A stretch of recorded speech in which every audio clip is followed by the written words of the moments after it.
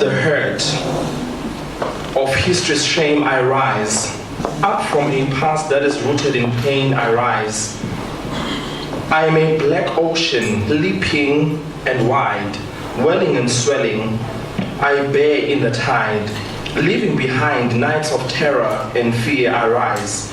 Into a daybreak that is wondrously clear I rise, bringing the gifts that my ancestors gave. I am the dream and the hope of the slave.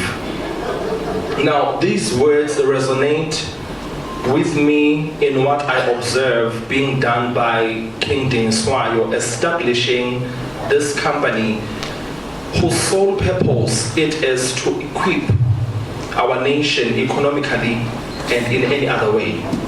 2018 marks the 200-year celebration of the Mthethwa Kingdom, whose dynasty, through the devoyant intellect of the legendary King Likadingiswayo, pioneered business interrelations, trade and entrepreneurship in his time. So this kingdom of the Mthethwas was a self-sufficient kingdom in the southern eastern part of Africa 200 years ago, where King Likadingiswayo, when he was alive, he had his own military regiments, the most biggest and feared military regiments. He also commanded and controlled the trade route between South Africa and Maputo. At that time it was called Delgoa Bay, where he traded with the foreign nationals, the Portuguese and the Arabs, who were en route from Europe and Middle East into India looking for spices. So he was known to be an enterprising man who was able to bridge the gap. So it was more like a refreshment station. So he would bring meat, he will bring game animals, he will bring ivories to these passerbys through ships. They will be hungry, they will be needing refreshment, they will be needing various kind of things. In exchange, that's how beads landed into KwaZulu-Natal, because they were coming from your Indians and the eastern part, and as they come here, it would be the only medium of exchange. I give you something, you give me something. It was barter trade.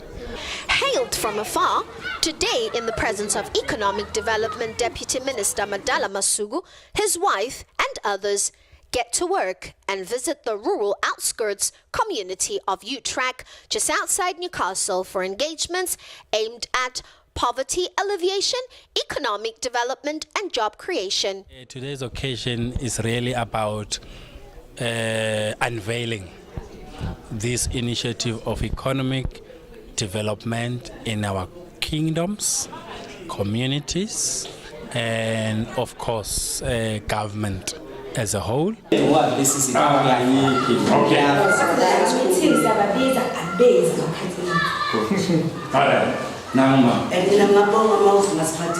of Housing next time. Minister of Housing, ubaba lo uhlala naye lo Minister of Housing asimfathise ukuthi sithini ku Minister of Housing sesihlala nje ngathi samasadinze emabili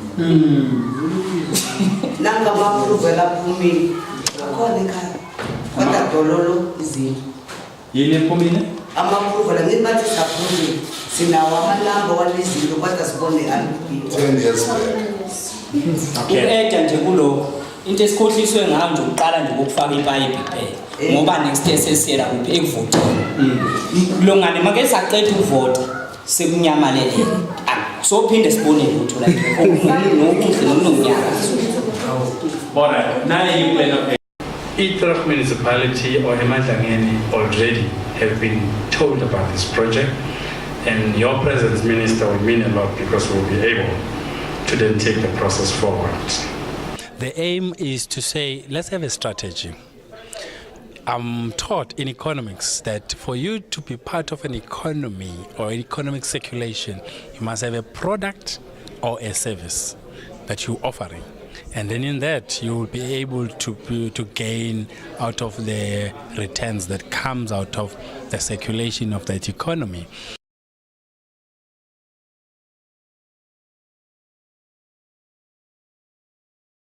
It struck me how he understands the concept of local economic development.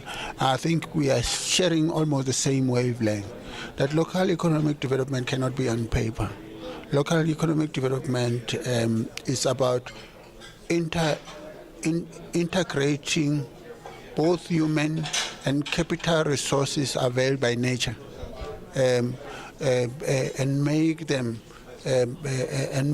to create the kind of economic development opportunities that are supposed here. And I think that is an angle that he has actually taken to say, look, this area has got mines, this area has got manufacturing. Manufacturing is around 35%. This area has got tourism opportunities.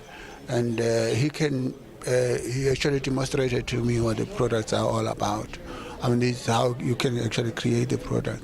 And the fact that he's actually taking it from, it's not like he never thought of it just today in terms of what he sees. He took it from the heritage of history, how King Likadingiswayo actually ended up finding himself in this area with his people, and what they were doing and what they saw. I mean, and he shared with me that one of the things that they used to do was to, when they came here, it was not to practice just agriculture. They also saw the wealth of minerals, and they started making use of them and have furnaces to produce their arms. They use coal to burn their furnaces to produce,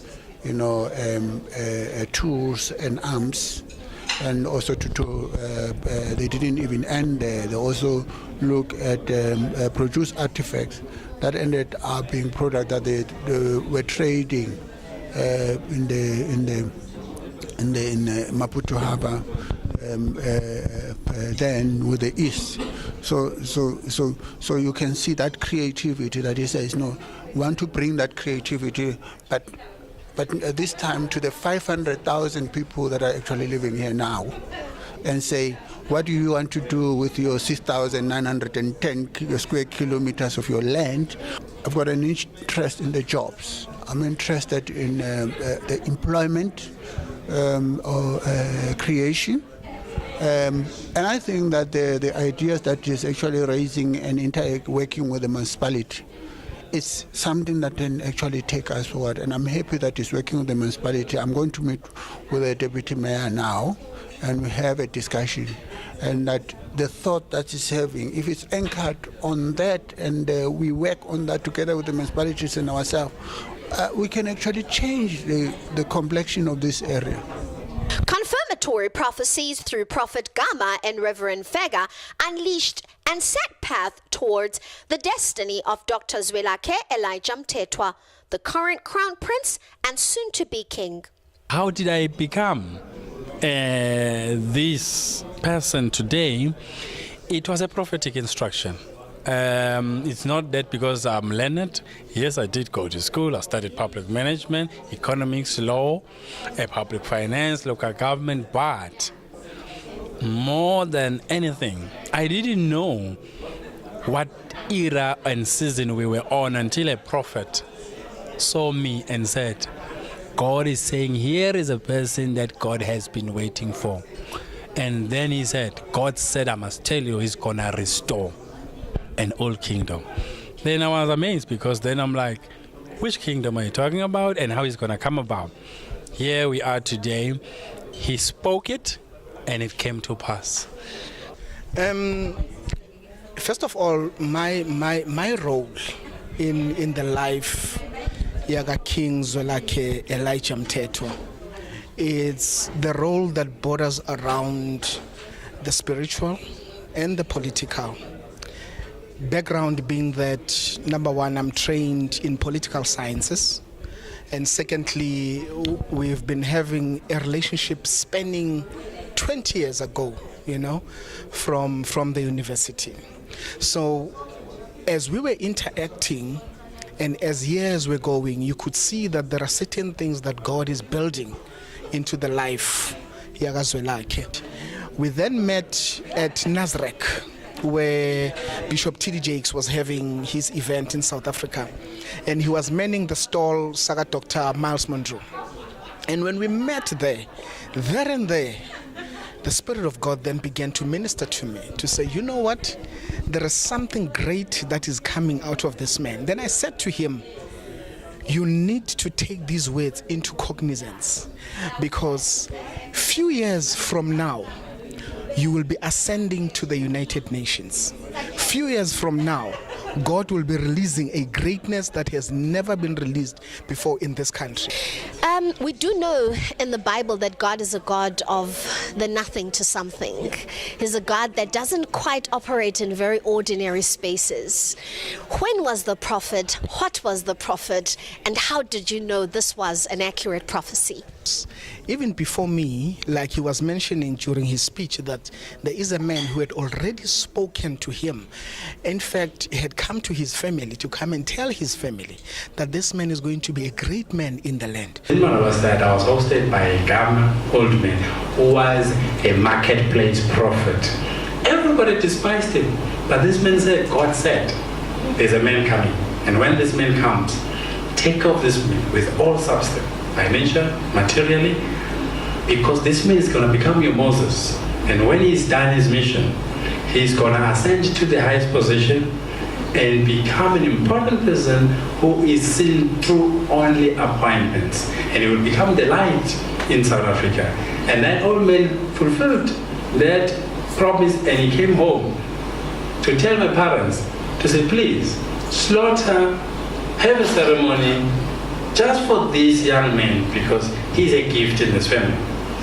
But when you do it, also embrace the other siblings. But specifically for this one, because he is something important. But through this prophet, it is him, when I landed at his church, he said, God said, this is a person I've been waiting for. And from now, because this man is just only here for a moment, change the message from the podium. Speak to something that will address his heart, because it's going to leave after this service. And his message was, God is going to restore an old kingdom in Wazor. Then my antennas went up to say, what old kingdom are you talking? Because we are one who conceptualized the kingdom. And then he said, a mantle, when it fell, must be picked up to the next person. Eventually, he said, I see a king and a queen in you. In no time from now, you shall become a king. And another prophet from Sozal confirmed it, and it was only a month away. So me saying this then became a confirmation to what was already spoken. So when he came back to Amajuba district and he met with Apostle Masemula, yes, Apostle Masemula. It was Apostle Masemula who then said to him, it's time now to ascend the throne, because when the mantle has fallen, a mantle must be picked up. You see, so there was like a systematic journey, if you may put it. There was a systematic journey of certain people at different stages of his life saying the same thing. So it so happened that God brought me into that same space where I could speak into the United Nations destiny, into the global destiny of Dr. Mthethwa. When Apostle Masemula also spoke into the royal destiny, when this other man that he spoke about, who's now no longer with us, he spoke to the greatness that is within him. So it has been a journey of particular prophets speaking into the life of this man. Yeah. As a matter of fact, I remember one time sending him a message and saying, now that God wants you to ascend a throne and sit in a place of prominence, how then are you going to handle that politics that comes with partisanship? Then he said to me, kingdom surpasses partisanship. You know, so that is the space where we began to function, to say, God has called you to ascend a higher position, and you need to begin to understand and function within that position. The education that you have, in public management that you got from the university, the experiences that you got as you work with different ministers, different politicians, different business people. God is consolidating all those things so that when that moment comes for you to ascend to that high level position, then you will know exactly what is it that God has called you for.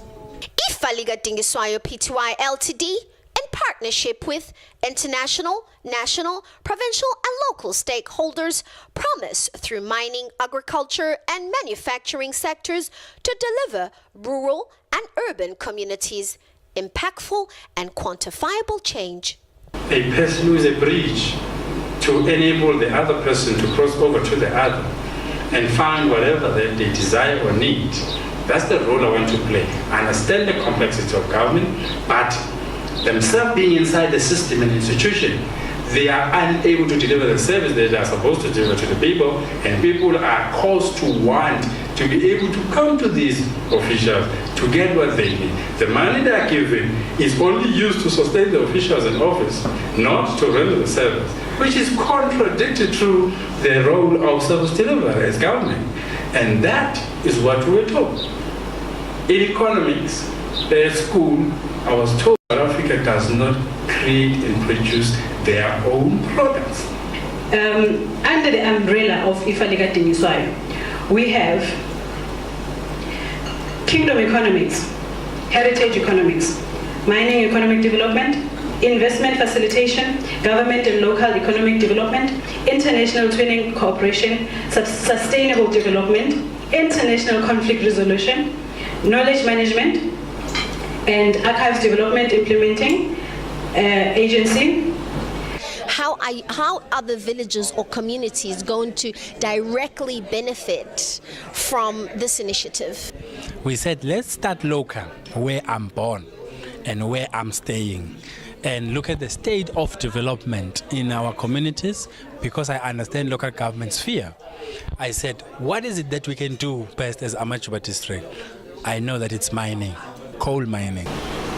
We will start by re-establishing the mines in Amachuba district, which is our anchor business. This will ensure downstream value chain businesses, which will employ our people and create a lot of enterprises. Let's define what is economy. If we want to resuscitate the mines, let's resuscitate them. If we want to have junior mines because bigger mines are saying the margins are smaller, let's say it and move into it and define it. So if I was to do an assessment and say, where do we go? Is to get the 500,000 people to be able to get back to that mandate and be able to deal with the dynamics and the blockages that we're actually having around mining and also around the and around your trade. 2, we are good at textile manufacturing. We will restore the culture of agriculture to create food security. We have one of the biggest land mass municipality in Israel, which is called Emelangeni. 3, we have a strong heritage of our tradition and culture, which today is going to be heritage tourism, which is what we should beam up into the world and tell the people of the world that here we have strong heritage sites. We will also revive our indigenous knowledge systems to bring back old ways of recreation and entertainment, to restore our morals through edutainment methods.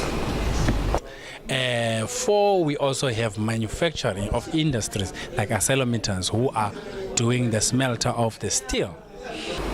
Find a skill that you are passionate about and say, I'm going to raise my hand and help with this. This community needs somebody, and Upagati has put it right. We just need a man sometimes. And God, when he wants to change a nation, he just gives birth to a child. You have Moses, you have Jesus Christ, you have King David, King Solomon, you name all those characters. It's just one character who causes a change. Never mind about democracy, never mind about Comoros, IFP, EFF, those are collective. But we need one person who stands in the gap. In spiritual language, an intercessor is somebody who stands in the gap. And that has always been my fantasy. So here am I taking a prophetic instruction without understanding what it meant. But I felt I need to do this. As I'm doing it, little did I know that it will coincide with this August season of celebrating 200 years. So this year is our time as the Mthethwas, especially in the house of King Dingiswayo, to restore that house, to recreate the palace where he resided, to re-establish the route and the footsteps where he traveled. From Mpangeni to Newcastle, from Mpangeni to Delgoa Bay in Kosi Bay today, where he was trading and come back, but also retracing all the Mthethwa clans in their seniority. And those that are in Swaziland, those that are in Mozambique, those that are in South Africa, to say we are finally coming together to restore the house. This house restoration, it only means finally we're bringing closure to a story that took us over 200 years to understand. There is a vision, there is leadership, and there is a plan of action ready to be implemented, deliverable, actionable now. I'm Cassia Kulu, Business and Entrepreneurial News Sector, CWTV, Newcastle. Oh man, oh no.